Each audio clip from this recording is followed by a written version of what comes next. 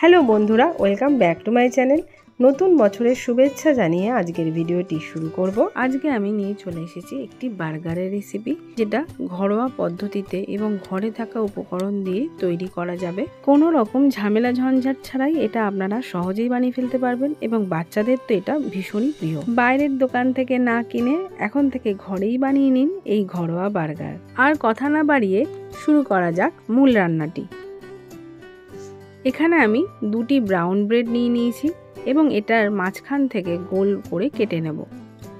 পাউরুটির মাপ অনুযায়ী আপনারা যে কোনো টিফিন বক্সের ঢাকনা বা গ্লাসের দ্বারা এইভাবে গোল করে সহজেই কেটে নিতে পারেন। এইভাবে আমি 4টে পাউরুটি মাঝখান থেকে গোল করে কেটে নিয়েছি। এখন আমি এখানে সেদ্ধ করা আলু নিয়েছি এবং সেগুলোকেও পিস পিস করে কেটে নিচ্ছি।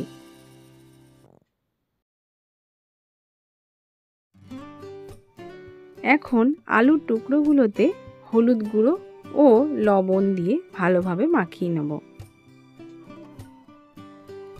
ভালোভাবে মাখানো হয়ে গেলে এটা সাইডে রাখবো এবং চলে যাব নেক্সট প্রসেসে। এখানে আমি 2টো ডিম ভেঙে নিলাম এবং ডিমটার মধ্যে লবণ ও গোলমরিচ গুঁড়ো দিয়ে দিলাম, দিয়ে ভালোভাবে ফেটিয়ে নিতে হবে। এখন ডিমের কিছুটা অংশ আমি প্লেটে ঢেলে নিচ্ছি এবং বাকি অংশ রেখে দেব পরে ডিম ভাজার জন্য। এখন গোল করে কেটে রাখা পাউরুটির 2টো টুকরোকে একসাথে করে ভালোভাবে ডিমের মিশ্রণটি মাখিয়ে নিতে হবে।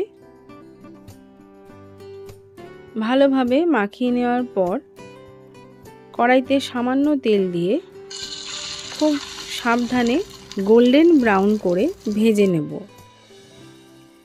এক পিঠ গোল্ডেন ব্রাউন করে ভাজা হলে আরেক পিঠে উল্টে ভালোভাবে ভেজে নিতে হবে।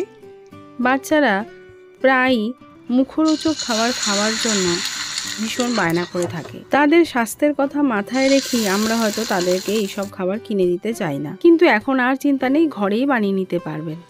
এটা ভাজা হয়ে গেলে তারপরে আলুটাও ডিমের মিশ্রণে মাখিয়ে উল্টে পাল্টে ভেজে নিয়েছি। আগের রেখে দেওয়া ডিমের মিশ্রণটিতে দিয়ে দিলাম পেঁয়াজ কুচি ও লঙ্কা কুচি এবং টমেটো কুচি, দিয়ে ভালোভাবে মিক্স করে নিয়ে কড়াইতে সামান্য তেল দিয়ে ডিমটা ভেজে নিচ্ছি গোল করে অমলেটের মতন।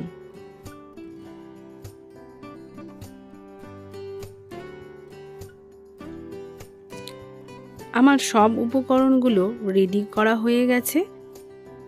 এখন চটপট প্লেটিং করে নেব।